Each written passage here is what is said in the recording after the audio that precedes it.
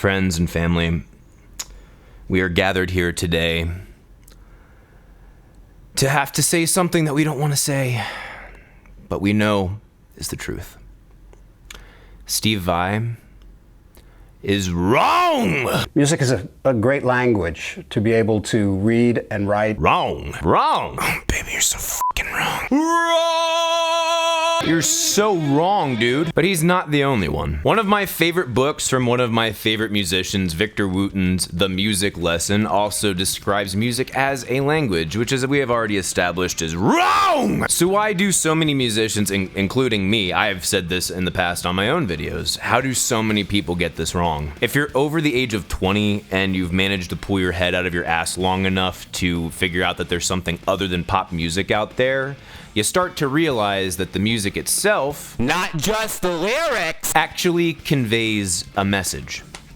Where you at, dumbass sign? But Mike, language conveys a message, and so does music. Doesn't that make music a language too? A sign conveys a message. Is the sign a language? A voice conveys a message. Is a voice a language? These conveyor belts convey messages.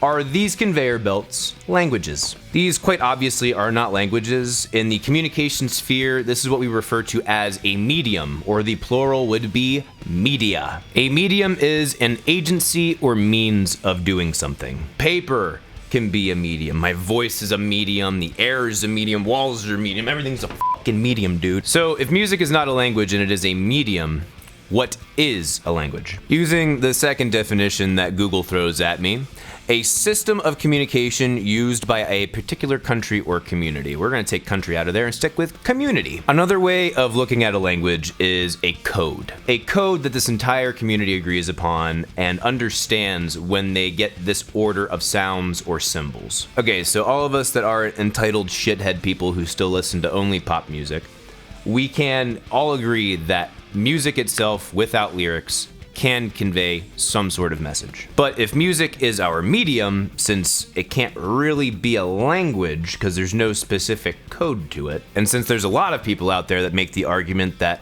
music is in the eye of the beholder, whereas a language is not in the eye of the beholder, so what is our code that's being communicated to our audience? That would be, drum roll please. Genre.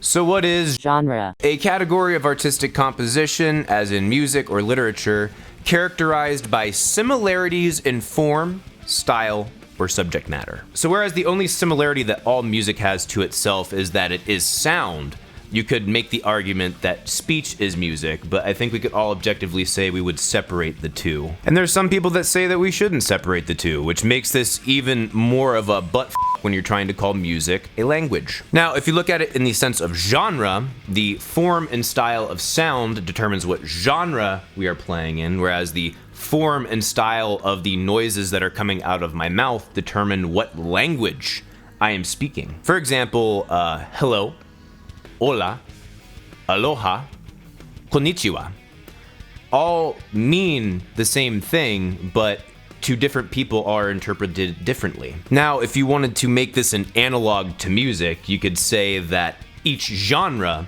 is its own language within this medium that is music, that also can be interpreted better by some rather than others. And you know, I could be missing something completely because a lot of the genres that I understand and know all fall into Western music. Well, I haven't even touched on microtonal stuff. But some examples of some types of music that you might find more affinity to and less affinity to based upon what languages you understand.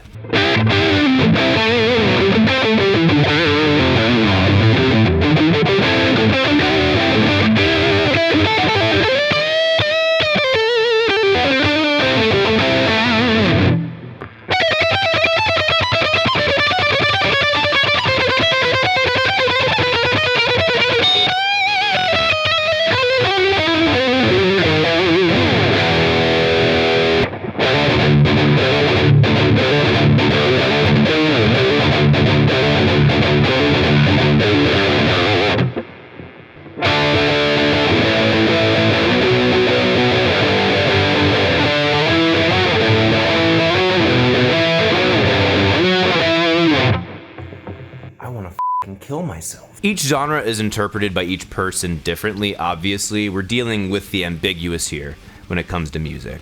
But if you think about it, those who appreciate the genre more, you could say have a better understanding of that language. Which, if we're gonna dive into music theory, that's not necessarily the case, but I mean, we're gonna leave that out of it for now. Think about it this way. Each note in a song is like a syllable that comes out of my mouth. Built together, these syllables that come out of my mouth in this specific pattern at this cadence builds words, phrases, sentences, paragraphs. How you choose to construct your notes in a chordal pattern, melodic pattern, how you're doing it rhythmically, what scales you're using, are you arpeggiating, tons of factors, all determine what language you are speaking. We didn't even dive into tone. And if we want to extrapolate this metaphor even further, each subgenre is a dialect of each of those languages, which, by the way, metal, you need to chill out on your dialects, dude. I would demonstrate some examples of these subgenres of metal, but honestly, I'm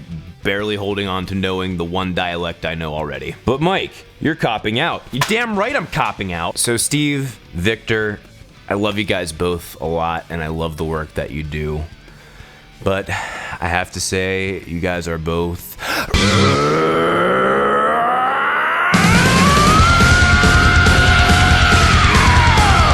This has been Mike, the Music Snob. Don't forget to keep thinking. If you guys like what I do on these videos, please support me on Subscribestar. Link is in the description. I need your support on that platform in order to keep this my job. You can also follow me on Twitter, Instagram, and Facebook at Become the Night. Thank you guys so much for watching. See you in the next video. Rock on!